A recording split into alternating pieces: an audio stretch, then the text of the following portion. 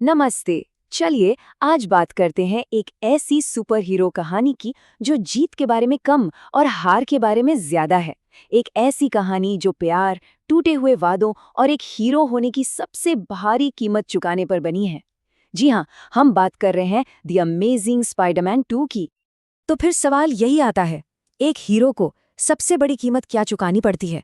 और ये सवाल सिर्फ कहानी का कोई थीम नहीं है। नहीं, ये तो पीटर पार्कर के पूरे सफर का एक दुख भरा निचोड़ है। एक ऐसी गूंज जो फिल्म के हर सीन में सुनाई देती है। तो कहानी शुरू होती है और हम मिलते हैं पीटर पार्कर से। जब वो स्पाइडरमैन का मास्क पहनता है तो उसमें गजब का कॉन्फिडेंस होता है। लेकिन जैसे ही मास्क उतरता है, उसकी अपनी जिंदगी, वो तो प्यार और वादों के बीच फंसी एक उलझी हुई पहेली जैसी है। और यहीं से शुरू होता है पीटर का सबसे बड़ा कॉन्फ्लिक्ट। देखिए, एक तरफ तो है कैप्टन स्टेसी को दिया हुआ वादा कि वो ग्वेन की सेफ्टी के लिए उससे दूर रहेगा, और दूसरी तरफ है ग्वेन के लिए उसका प्यार, एक ऐसा कनेक्शन जिसे वो तोड़ नहीं पा रहा। सच तो ये है कि दोनों एक दूसरे के बिना रह ही नहीं सकते। लेकिन पीटर की जिंदगी में सिर्फ यही एक तूफान नहीं चल रहा था। नहीं, शहर पर भी एक बहुत बड़ा खतरा मंडरा रहा था। एक ऐसा खतरा जो पीटर की दुनिया को हमेशा हमेशा के लिए बदलने वाला था। तो चलिए मिलते हैं कहानी के पहले विलन से, मैक्स डिलन। देखिए, विलन बनने से पहले मैक्स एक ऐसा इंसान था जिसे कोई नोटिस ही नहीं करता था। एकदम अकेला। वो बस इतना चाहता था कि कोई उसे देखे, उसकी मौजूदगी को महसूस करे।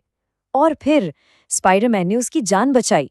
बस वो एक पल मैक्स के लिए सब कुछ बन गया। ये एक जुनून की शुरुआत थी, एक ऐसा जुनून जो बहुत जल्द एक खतरनाक मोड़ लेने वाला था। और फिर एक भयानक एक्सीडेंट होता है जो उसे पूरी तरह से बदल देता है। अब वो मैक्स डिलन नहीं, वो इलेक्ट्रो है, जीती जागती बिजली। और जब टाइम स्क्वायर में स्पाइडरमैन से उसका सामना होता है तो उसका वो हीरो के लिए जो प्यार था, वो ऑब्सेशन था, वो नफरत में बदल जाता है।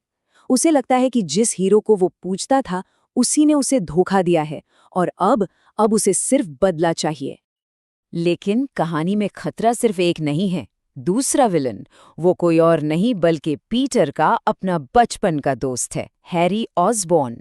वो अपने पिता की मौत के बाद ऑस्कॉर्प संभालने के लिए वापस आया है, पर वो अपने साथ सिर्फ कंपनी नहीं बल्कि एक जानलेवा बीमारी और एक गहरा अंधेरा भी लाया है। देखिए, हैरी का विलन बनना अचानक नहीं हुआ। ये एक बहुत ही ट्रैजिक सफर था। उसे अपने पिता से विरासत में एक जानलेवा बीमारी मिली है और उसे लगता है कि उसका इलाज सिर्फ स्पाइडरमैन के खून में है। पर पीटर डरता है।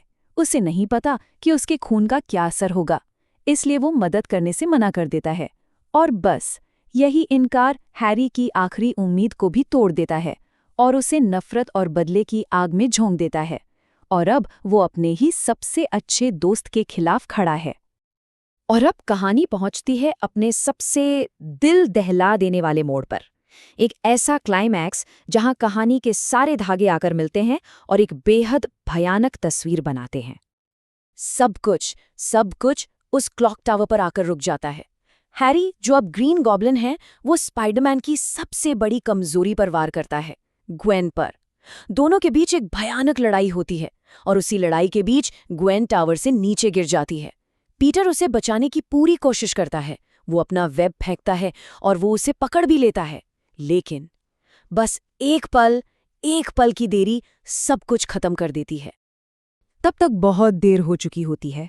वेब उसे गिरने से तो रोक लेता है, लेकिन गिरने का जो झटका होता है वो उसकी जान ले लेता है। और उसी एक पल में स्पाइडरमैन अपनी जिंदगी की सबसे बड़ी लड़ाई हार जाता है। ग्वेन की मौत पीटर पार्कर को पूरी तरह से तोड़ देती है। वो इतने गहरे दुख और गिल्ट में चला जाता है कि पूरे 5 महीनों के लिए वो स्पाइडरमैन बनना छोड़ देता है। शहर बिना हीरो के रह जाता है और पीटर अपने सबसे बड़े नुकसान के साथ बिल्कुल अकेला। ये एक ऐसा सीन था जिसने थिएटर्स में बैठे हर इंसान को हिलाकर रख दिया था। तो चलिए अब जरा कहानी से हटकर ये देखते हैं कि इस इतने आइकॉनिक और ट्रैजिक सीन को बनाया कैसे गया, और साथ ही जानते हैं फिल्म से जुड़ी कुछ बहुत ही इंटरेस्टिंग बातें। जैसे कि क्या आपको पता है कि ये फिल्म उस वक्त न्यूयॉर्क स्टेट में शूट हुई अब तक की सबसे बड़ी फिल्म थी? जी हाँ, इसकी पूरी की पूरी शूटिंग न्यूयॉर्क में ही हुई थी। और एक और मज़ेदार बात, फिल्म का जो मिड क्रेडिट सीन था वो असल में स्पाइडरमैन का था ही नहीं, वो तो डायरेक्टर के कॉन्ट्रैक्ट की वजह से X Men days of future past का एक प्रोमो था। है ना अजीब? पर असली सीक्रेट तो ग्वेन की मौत वाले सीन में ही छिपा है। ये सीन दरअसल कॉमिक्स को एक डायरेक्ट श्रद्धांजलि थी, खास तौर पर द अमेजिंग स्पाइडरमैन के इशू नंबर 121 को, जिसमें पहली बार ग्वेन की मौत दिखाई गई थी। और मेकर्स ने डिटेलिंग का इतना ध्यान रखा कि उस सीन में क्लॉक टावर की सुइयां भी 1 और 21 पर आकर रुक जाती हैं। कमाल है ना? और एक और बात, क्या आपको पता है कि मेरी जेन वॉटसन यानी एमजे का किरदार असल में इस फिल्म में था?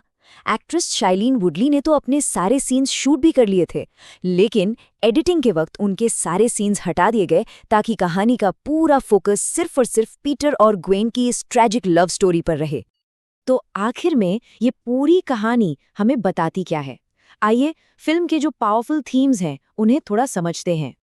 पूरी फिल्म में वक्त खुद एक कैरेक्टर की तरह है। हैरी के पास वक्त खत्म हो रहा है, ग्वेन अपनी फ्यूचर की तरफ देख रही है, और आखिर में वक्त का एक छोटा सा पल ही ग्वेन की मौत की वजह बन जाता है। ये फिल्म उम्मीद और नाउम्मीदी के बीच की लड़ाई भी है, और सबसे बढ़कर ये कहानी है एक हीरो के फैसलों की और उनके भयानक नतीजों की।